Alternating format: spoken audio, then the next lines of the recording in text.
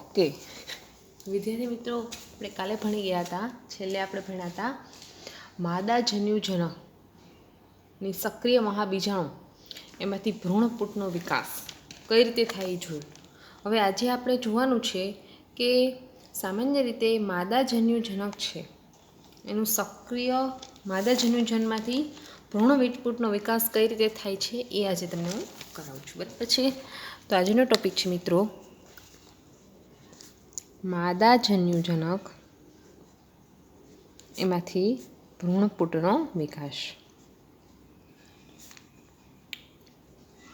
તો જુઓ મિત્રો, પહેલાં તો મેં તમને કીધું હતું 4 બીજાણુ છે, એમાંથી સામાન્ય રીતે 3 છે, એમાંથી એક જ સક્રિય મહાબીજાણુ બને છે, એમાં એનો જ આગળ વિકાસ થાય છે અને માદા જન્યુજનક ભ્રૂણપૂટનો એમાંથી એકમાંથી વિકાસ થાય. તો આપણે જોયું તો આગળ. બરાબર છે. હવે એ સક્રિય મહાબીજાણુ એક છે, એટલે કે સક્રિય મહાબીજાણુ એમાંથી શું થાય છે તો કે પ્રથમ સમભાજન થાય છે, એટલે કે કોષ કેન્દ્ર વિભાજન. બે સરખા ભાગમાં કોષ કેન્દ્રનું વિભાજન થતું જોવા મળે છે. ત્યારબાદ તેમાંથી બે કોષ કેન્દ્રયુક્ત એટલે કે દ્વિકોષ કેન્દ્રીય ભ્રૂણપૂટનું નિર્માણ થાય છે. બરાબર છે મિત્રો. સમવાબંધ એટલે કે જે એક સક્રિય મહાબીજાણુ છે એનું પહેલા તબક્કામાં શું થાય છે તો સામાન્ય રીતે પહેલા તબક્કામાં સંભાજન થાય છે. સંભાજન એટલે કે કોષ કેન્દ્રનું વિભાજન થાય છે. કોષ છે એ બેમાં વિભાજન થાય છે. કેન્દ્રનું વિભાજન બે ભાગમાં વિભાજન થઈ જાય છે અને બે કોષ કેન્દ્રયુક્ત એટલે કે દ્વિકોષ કેન્દ્રીય ભ્રૂણપૂટનું નિર્માણ થતું જોવા મળે છે. બરાબર છે મિત્રો. હવે એકવાર જ્યારે એનું પ્રથમ વિભાજન થઈ ગયું તેની બાદ એના પછી શું જોવા મળશે તો ત્યારબાદ જોવા મળશે દ્વિતીય વિભાજન. દ્વિતીય કોષ કેન્દ્રનું સંભાજન બીજી વાર થવા. હવે બીજી વાર થશે તો પહેલાં બે કોષ કેન્દ્રયુક્ત ભ્રૂણપૂટનું નિર્માણ થશે. હવે જ્યારે બીજી વાર વિભાજન થયું ત્યારે 4 કોષ કેન્દ્રીય ભ્રૂણપૂટનું નિર્માણ થશે, એટલે 4 કોષ કેન્દ્રીય ભ્રૂણપૂટ. હવે એના પછી આગળ જોઈએ તો મિત્રો દ્વિતીય, હવે એના પછી આવશે તૃતીય કોષ કેન્દ્રનું સંભાજન અને એમાંથી મળશે તો કે 2માંથી 4 બન્યા, હવે 4માંથી પણ એના ડબલ એટલે 8 કોષ કેન્દ્રીય ભ્રૂણપૂટનું નિર્માણ. બરાબર. 8 કોષ કેન્દ્રીય ભ્રૂણપૂટનું નિર્માણ થતું જોવા મળે છે. હવે આ કઈ રીતે થાય છે તો એની આકૃતિ દ્વારા આપણે સમજીએ તો શું આવશે તો સામાન્ય રીતે 8 કોષ કેન્દ્ર કઈ રીતે છે તો પહેલાં તો જોઈએ. પહેલાં તો આપણી પાસે સક્રિય મહાબીજાણુ હતું દ્વિકોષ કેન્દ્ર, એમાં સંભાજન થઈ અને 2 કોષમાં નિર્માણ થયું. તો આપણે ત્યાંથી વર્ગીકરણ કરીએ તો આ 2 કોષ કેન્દ્રયુક્ત છે, એક અને આ બીજું, એટલે કે દ્વિકોષ કેન્દ્રીય ભ્રૂણપૂટ. હવે એમાંથી શું થયું હતું મિત્રો આગળ તો કે પાછું દ્વિતીય કોષ કેન્દ્રનું વિભાજન થયું અને 4 કોષ કેન્દ્રીય ભ્રૂણપૂટનું નિર્માણ થયું. બરાબર છે. એટલે એનામાંથી 4 એટલે આ રીતે થશે, આ 1, આ 2, આ 3 અને 4, એટલે આને કહીશું 4 કોષ કેન્દ્રીય ભ્રૂણકોષ. હવે એના પછી શું થયું હતું મિત્રો તૃતીય કોષ કેન્દ્ર વિભાજન. તો એના પછી લખે તૃતીયમાંથી શું થયું હતું 8 કોષ કેન્દ્ર વિભાજન, એટલે કે 8 કોષ કેન્દ્ર વિભાજન કઈ રીતે થશે તો આ રીતે 1, આ 2, આ 3, આ 4, આ 5, આ 6, આ 7 અને 8. બરાબર છે. એટલે આને કહીશું 8 કોષ કેન્દ્રીય ભ્રૂણપૂટ. બરાબર છે. હવે શું થાય છે ઉપરથી એક આવે છે ને એક નીચેથી આવશે, બંને તરફથી એક. આ 4 છે ટોટલ, ઉપર 4 નીચે. હવે ઉપરનામાંથી એક આવશે. આ ટોટલ આપણી પાસે 8 કોષ કેન્દ્રીય ભ્રૂણપૂટ છે. હવે ઉપર 4 છે ને નીચે 4 છે. ઉપર 4માંથી એક આવશે ને નીચે 4માંથી એક આવશે, એટલે બંને તરફથી એક એક વચ્ચે તરફ ગોઠવાશે. એટલે એનામાંથી શું થશે આ રીતે થશે.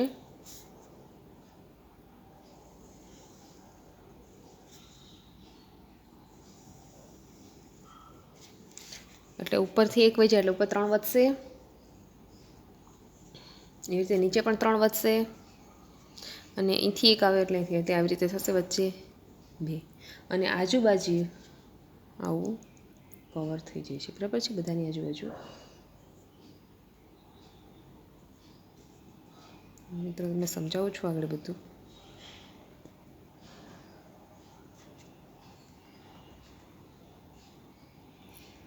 જુઓ, સામાન્ય રીતે આ એન અવસ્થામાં હોય છે, એકીકીય અવસ્થામાં. આ પણ એકીય અવસ્થામાં હોય છે, બાકી બરાબર છે. આ બંને એકીકીય અવસ્થામાં હોય છે, બાકી બધા દ્વિકીય અવસ્થામાં જોવા મળે છે, બરાબર છે. હવે ઉપરનો ભાગ છે એટલે આપણે ઉપરના ભાગને કહીશું અંડક તલ. અંડક તલ તરફનો છેડો.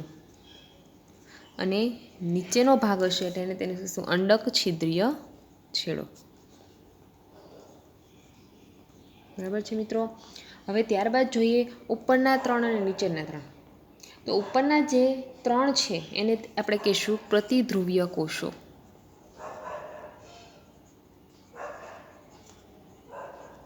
બરાબર છે. હવે ઉપરના પ્રતિધ્રુવીય કોષો જે એકબીજા સાથે સંયોગનથી જોડાયેલા હશે.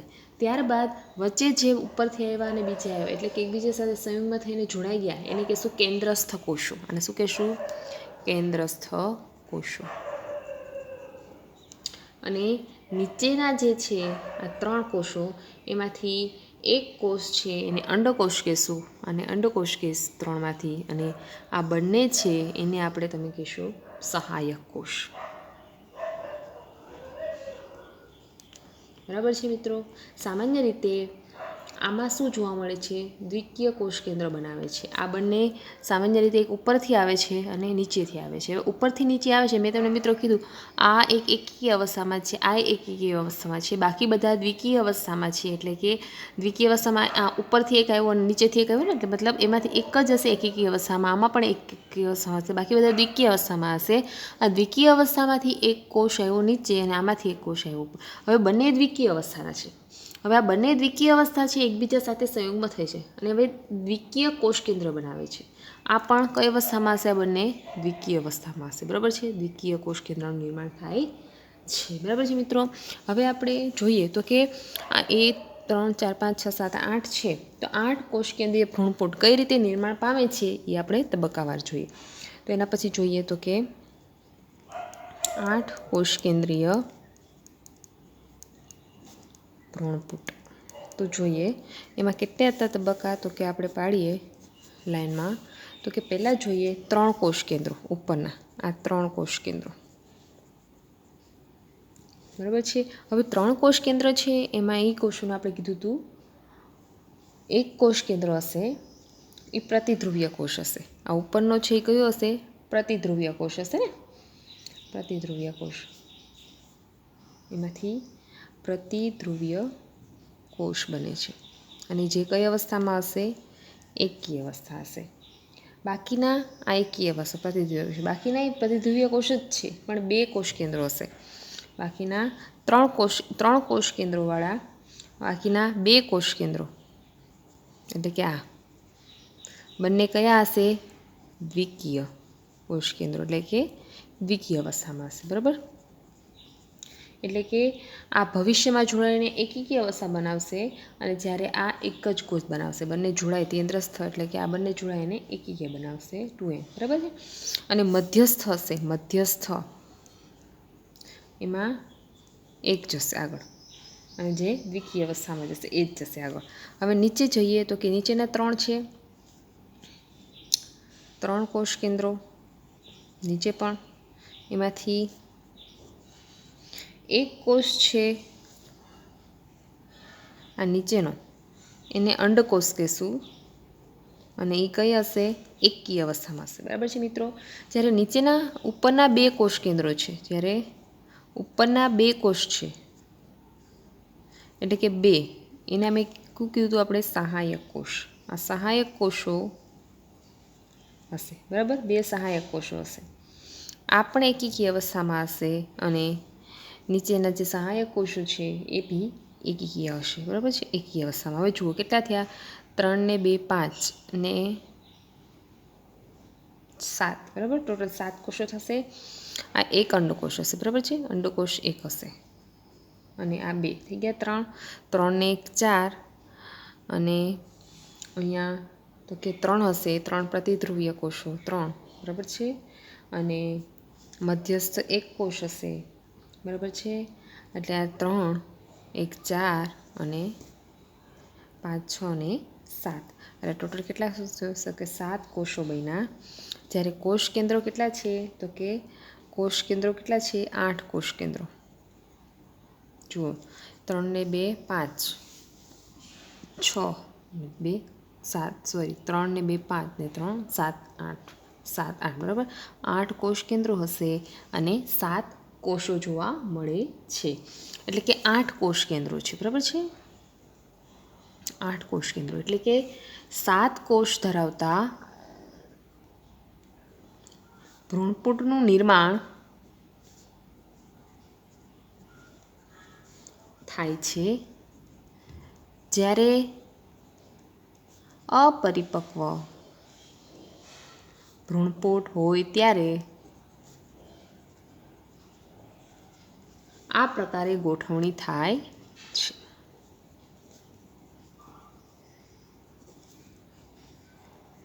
જ્યારે અપરિપક્વ હોય ત્યારે આ સામાન્ય રીતે આ રીતે ગોઠવણી થતી જોવા મળે છે, બરાબર છે મિત્રો. શું કરવું જોઈ લઈએ એકવાર આપણે તો કે જ્યારે સક્રિય મહાબીજાણુ છે એનું પ્રથમ વિભાજન થાય છે ત્યારે કોષ કેન્દ્રનું વિભાજન થાય છે, એકમાંથી 2 કોષ કેન્દ્રયુક્ત દ્વિકોષ કેન્દ્રીય ભ્રૂણપોટનું નિર્માણ થાય છે. ત્યારબાદ દ્વિતીય કોષ કેન્દ્રનું પાછું સમવિભાજન થાય છે, બે કોષ કેન્દ્રયુક્ત હતું એમાંથી 4 બનશે અને તૃતીય વાર થશે 8 બનશે, બરાબર. અહીંયા જોયું દ્વિકોષ કેન્દ્રીય ભ્રૂણપોટ છે તો એમાંથી પહેલાં 4 બન્યું અને પછી 8 કોષ કેન્દ્રી અને પછી 8 કોષ કેન્દ્રી જે ભ્રૂણપોટ છે એ કઈ રીતે ગોઠવાય છે તો આ રીતે તો કે વચ્ચે છે એ કેન્દ્રસ્થ કોષ કેસો આપણે મધ્યસ્થમાં ઉપરના પ્રતિધ્રુવીય કોષો અને નીચેના 3 છે એમાં ઉપરમાં 2 સહાયક કોષો અને પાછી બાકીના અંડકોષો. અને કઈ રીતે ગોઠવણી થાય છે તો કે 3 કોષો છે ઉપરના એને પ્રતિધ્રુવીય કોષો કહેશું જે એકી અવસ્થામાં હશે, ઉપરનો એકીય અવસ્થામાં હશે પ્રતિધ્રુવીય કોષનો, જ્યારે 2 કોષ કેન્દ્રો દ્વિકીય આ 2 દ્વિકીય અવસ્થામાં હશે, બરાબર છે. અને મધ્યસ્થ છે એક કોષ કે ક્યાં હશે મધ્યસ્થમાં જોવા મળે, એક મધ્યસ્થમાં જશે.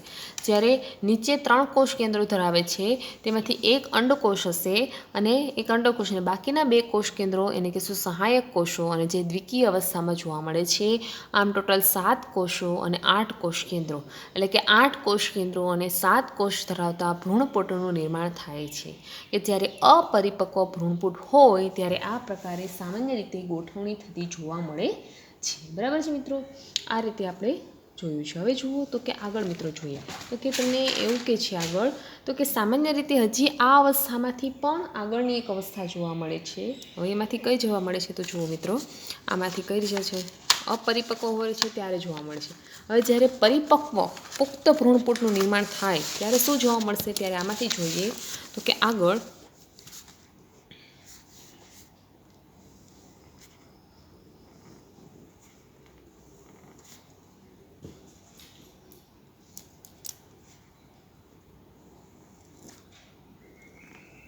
આ રીતે, બરાબર છે. અને ઉપર એક કવર જોવા મળશે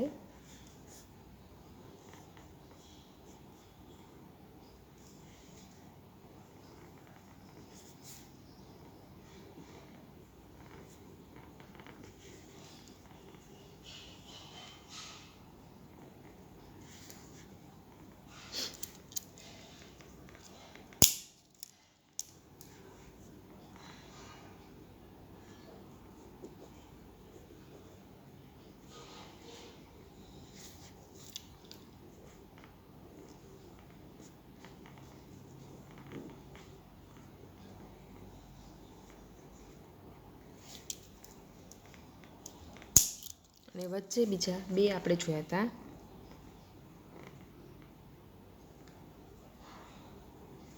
બરાબર છે મિત્રો. આને આપણે કીધું હતું પ્રતિધ્રુવીય કોષો અને અહીંયા જશું આપણે તંતુ પ્રસાધન છે.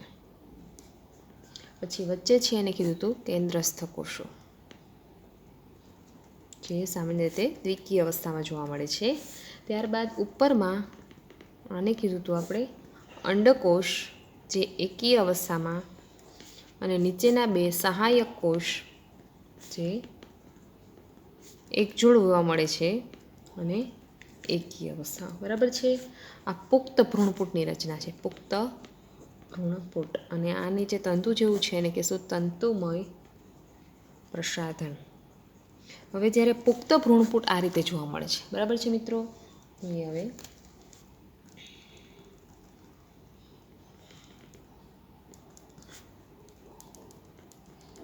હવે આપણે એક પછી એકનું વર્ગીકરણ કરીએ, બરાબર છે. તો ચલો પહેલાં આપણે વર્ગીકરણ કરશું તંતુમય પ્રસાધન. પહેલું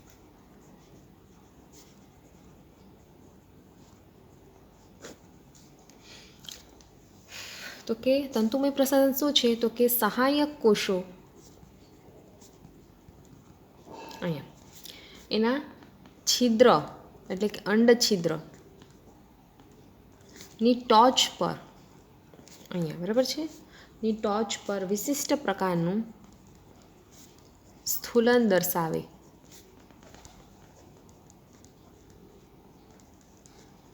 બરાબર છે. ત્યારબાદ જોઈએ તો કે આ સ્થૂલન દ્વારા સૂક્ષ્મ નલિકા તંતુમય સ્વરૂપ જોવા મળે.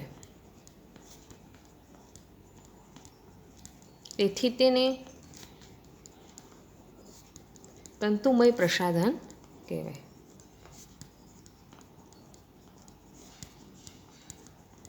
બરાબર છે અહીંયા.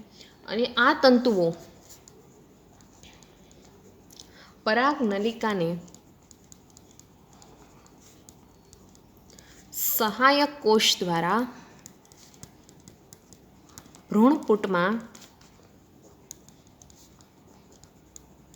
પ્રવેશ કરાવવામાં મદદ કરે. બરાબર છે તંતુમય પ્રસાધન.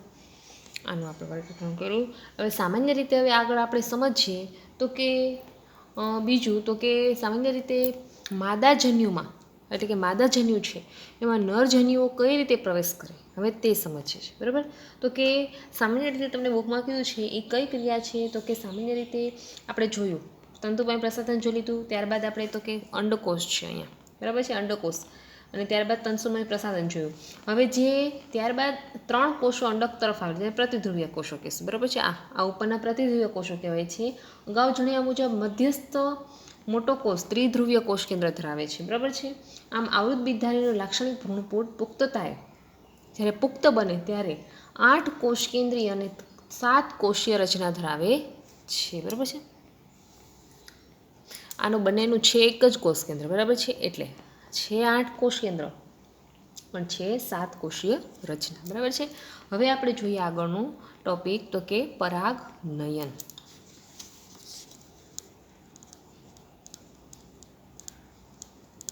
સામાન્ય રીતે મિત્રો જુઓ સપુષ્પી વનસ્પતિ છે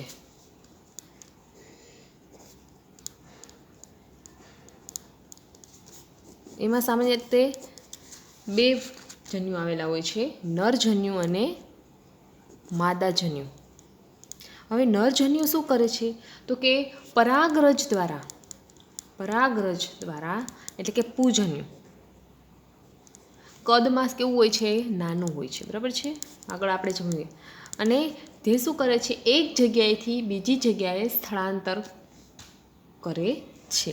એટલે કે એક જગ્યાએથી પરાગરજને બીજી જગ્યાએ સ્થળાંતર કરાવે છે. હવે માદાજન્યુ તો કે સામાન્ય રીતે ભ્રૂણપૂટ દ્વારા અંડકોષ કદમાં કેવો હોય છે? મોટો અને સ્થળાંતર કરી શકતા નથી કરતા, એટલે કે સ્થળાંતર કરતા નથી. બરાબર છે મિત્રો. હવે સામાન્ય રીતે બંને જન્યુઓ સામાન્ય રીતે અચલિત જોવા મળે છે. બંને જન્યુઓ કેવા છે? અચલિત છે. તો લખીએ છીએ આપણે એના પછી બંને જન્યુઓ અચલિત.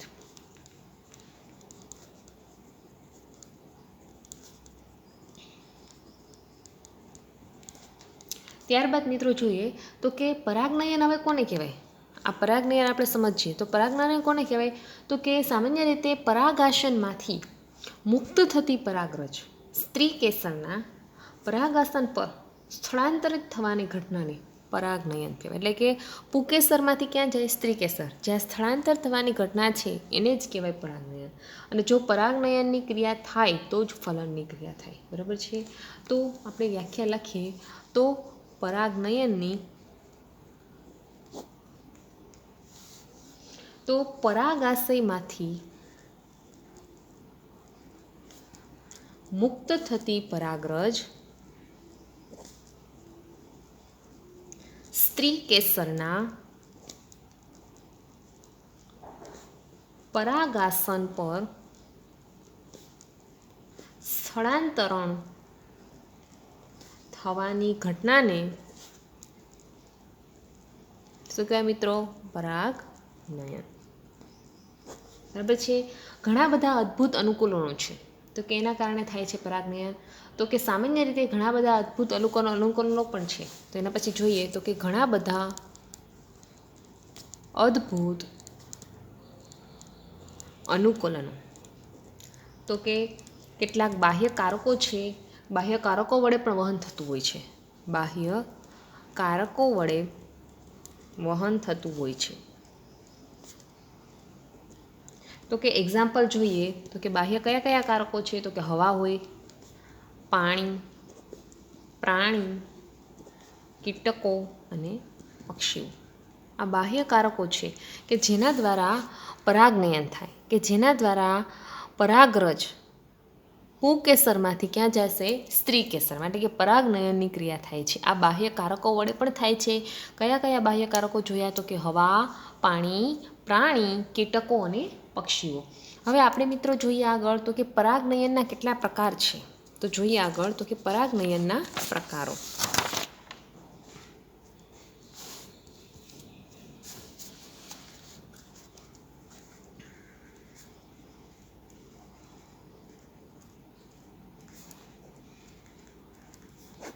તો જુઓ મિત્રો, પરાગરજના સ્ત્રોતને આધારે પરાગરજ ક્યાંથી ક્યાં જાય છે તેના આધારે પ્રકારો પડે છે.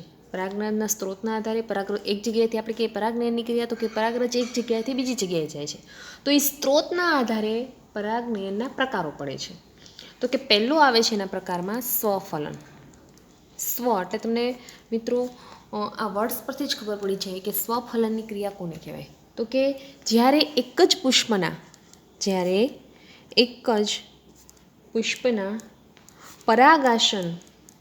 પરાગાશયની પરાગરજ તે જ પુષ્પના પરાગાસન પર મુક્ત થવું. એટલે કે એકને એક પુષ્પ ઉપર જ મુક્ત થાય. બરાબર છે? તો એને કહેશું સ્વફલન. હવે સ્વફલન માટેના કયા અનુકૂલનો છે? તો કે એના પછી સ્વફલન માટેના અનુકૂલનો.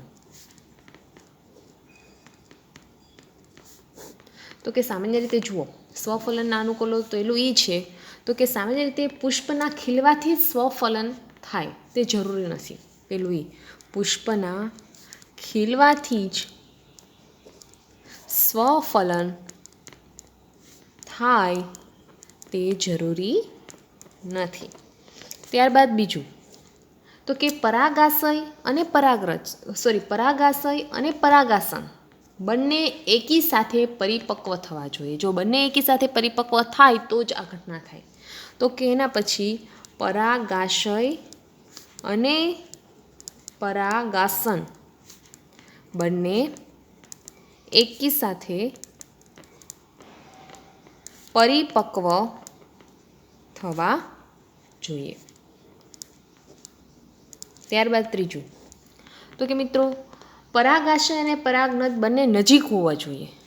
પરાગાશય અને પરાગાસન બંને નજીક હોવા જોઈએ. બરાબર છે મિત્રો? હવે જોઈએ એક્ઝામ્પલ તો કે જોઈએ સમૃદ્ધ પ્રાપ્યતા. તો કે વાયેલા સમૃદ્ધ પ્રાપ્યતા સમૃદ્ધ પુષ્પતા નજીક તેમાં જોવા મળે તો કે એક વાયેલા નામની વનસ્પતિ છે, કોમેલિના જેવી વનસ્પતિ, હવે અબુટી આવી વનસ્પતિમાં જોવા મળે છે આવું. બરાબર છે. હવે ત્યારબાદ જોઈએ તો કે મેં એમ કીધું સંવૃત પુષ્પ. હવે આ પુષ્પના 2 પ્રકારની પુષ્પની રચના જોવા મળે છે. 2 પ્રકારની પુષ્પની.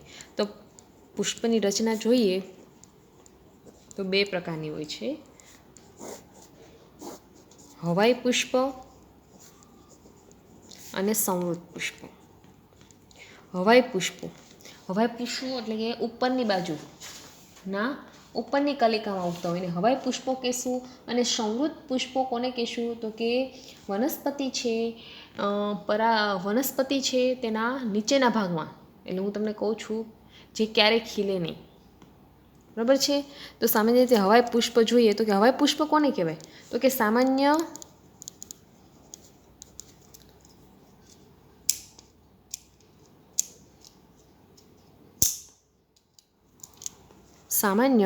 પુષ્પ ખીલે. હવાઈ પુષ્પ એને કહેવાય કે સામાન્ય પુષ્પ ખીલે. ત્યારબાદ પરાગાશય અને પરાગાસન બંને ખુલ્લા હોય.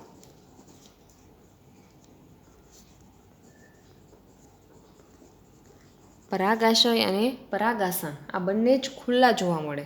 તો આ બંને જ્યારે ખુલ્લા જોવા મળે ત્યારે, અને બીજું તો કે આ ક્યારેય ખીલતા નથી, ક્યારેય ખીલે નહીં. ત્યારબાદ તો કે પરાગાશય અને પરાગાસન બંને ખૂબ નજીક ત્યારે, અને પરાગાશયના સ્ફોટનથી જે પરાગરજ મુક્ત થાય છે તેમાં જ પરાગાસન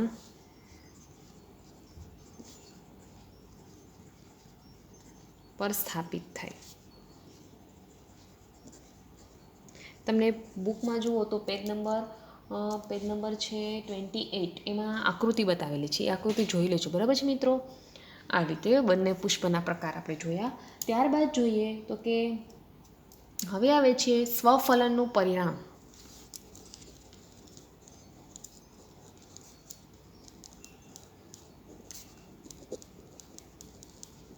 શું છે સ્વફલનનું પરિણામ તો કે સારું પરિણામ. 2 પરિણામ આવે છે. સારું પરિણામ પણ આવે અને ખરાબ પરિણામ આવે. બરાબર છે. હાનિકારક. તો સારું પરિણામ શું છે તો કે સારું પરિણામ જોઈએ મિત્રો તો કે સમયુગ્મિતામાં વધારો.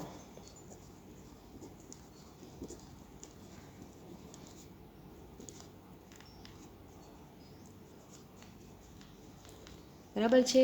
જ્યારે ક્યારે થાય તો જ્યારે સતત સ્વફલન થાય તો આ સારું પરિણામ. અને એનું પછી છે હાનિકારક પરિણામ. ક્યારે હાનિકારક પરિણામ આવે તો કે જ્યારે અંતઃસંવર્ધન દબાણ જોવા મળે ત્યારે હાનિકારક પ્રચ્છન્નજનીન અભિવ્યક્ત થઈ શકે. ત્યારે હાનિકારક પ્રચ્છન્નજનીન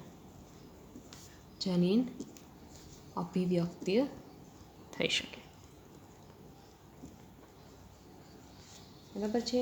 હવે એના પછી તમને બુકમાં આપ્યું છે એક્ઝામ્પલ. પહેલું સ્વફલન, એના પછી છે બીજું તો કે ગેઇટેનોગેમી.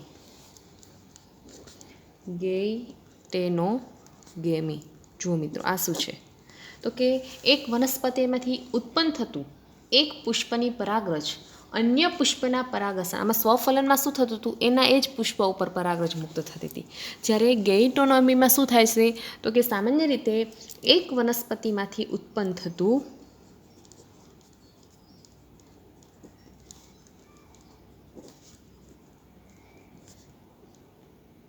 એક પુષ્પની પરાગરજ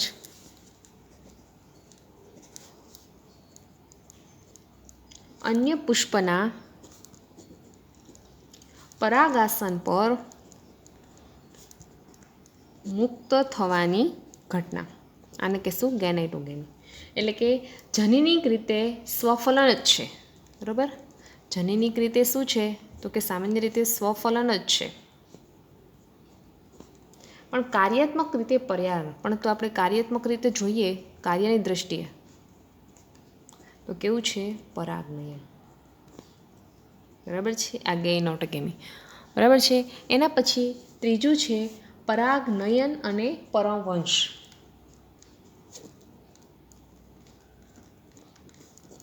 હવે જુઓ મિત્રો, આ શું છે? પરાગનયન અને પરમવંશ શું છે? તો મિત્રો જુઓ, પરાગનયન અને પરમવંશ તો કે કોઈ બે અલગ અલગ છોડ હોવાને કારણે. હવે પરમવંશ એટલે કે આમાં એક જ છોડમાં જતો હતો, પણ જ્યારે આમાં જોઈએ તો કે બે અલગ અલગ છોડ હોવાને કારણે. તો કે કોઈ એક નર વનસ્પતિ એટલે કે એનું પુષ્પ એના દ્વારા મુક્ત થતી પરાગરજ, એટલે કે નરમાંથી મુક્ત થતી પરાગરજ માદા વનસ્પતિ એટલે કે એના પુષ્પ, બરાબર છે, એના પરાગાસન પર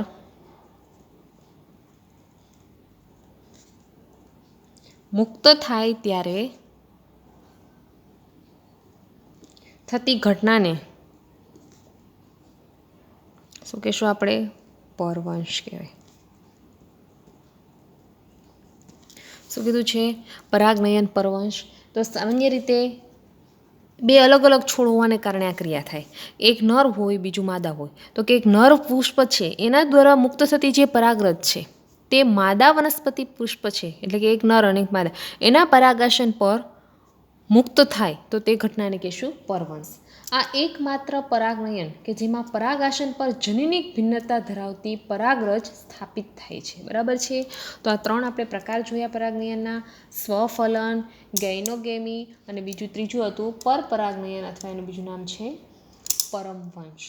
અને મિત્રો આના પછી આપણે નેક્સ્ટ લેક્ચરમાં જોશું પરાગનયન માટેના વાહકો, એટલે કે પરાગનયનના કેટલા વાહકો છે, તો કેટલાક અજૈવિક વાહકો છે અને કેટલા જૈવિક વાહકો છે, એની આપણે આગળના લેક્ચરમાં હવે ડિસ્કસ કરશું. અને કે જેના અજૈવિક અને જૈવિક વાહકો કે જેના દ્વારા કઈ રીતે પરાગરજ એક પુષ્પની પરાગરજ બીજા પુષ્પ પર જાય છે, કઈ રીતે પરાગનયનની ક્રિયા થતી જોવા મળે છે, તે આપણે નેક્સ્ટ લેક્ચરમાં જોઈશું. Okay, thank you. ચલો મિત્રો.